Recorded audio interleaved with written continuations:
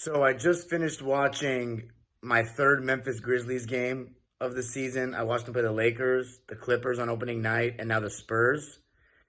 Two of those losses, they've only lost three games this season. This loss against the Spurs in overtime was their third. They're 12-3. And I should know, I think they're either 12-3 or 13-3. And I've seen two of their losses. And I'll tell you what, they are just like I remembered. Hard nosed, amazing on the defensive end, really good on the glass, especially the offensive glass. And they still have Rudy Gay at this point. But for all the people that want to talk about Marc Gasol didn't deserve to win Defensive Player of the Year, this tape is showing that he probably did. I remember how good he was, but now seeing it in more depth after all these years, his rim protection is really good. It's not like he gets up high above the rim, but it's like he catches guys as they're going up. His timing is so good. He knows how to use his body. He knows how to make himself big. He goes up vertically really well. He has great hands. He's a good post defender. I've seen him lock up Dwight Howard in the game they beat the Lakers, who's considered the best center in the league at this time. At this time, he is considered the best center in the league, even coming off the back injury. And then Tim Duncan, the best power forward in the league, he was doing a great job on him. So in this game, the Grizzlies were up double digits after Marc was killing in the third quarter. But the Spurs, in typical Spurs fashion, no Kawhi in this game. Some things haven't changed.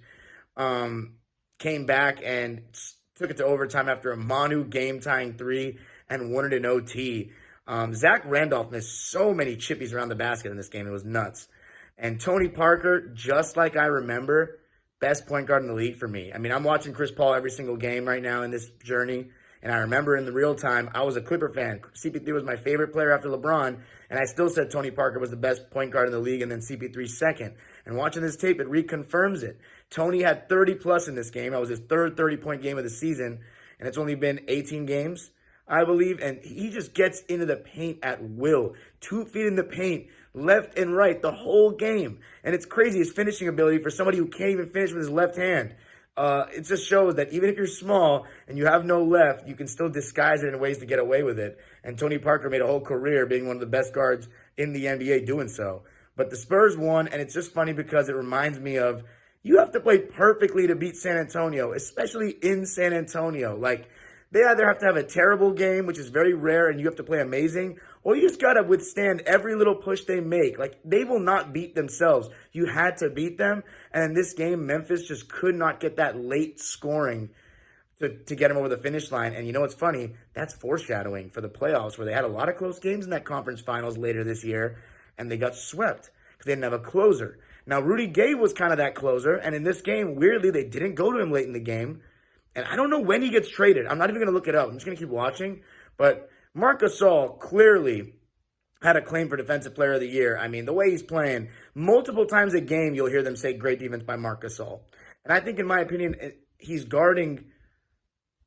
more in the point, what's the word? I don't want to say point of attack, but wherever the play is, I guess it is point of attack.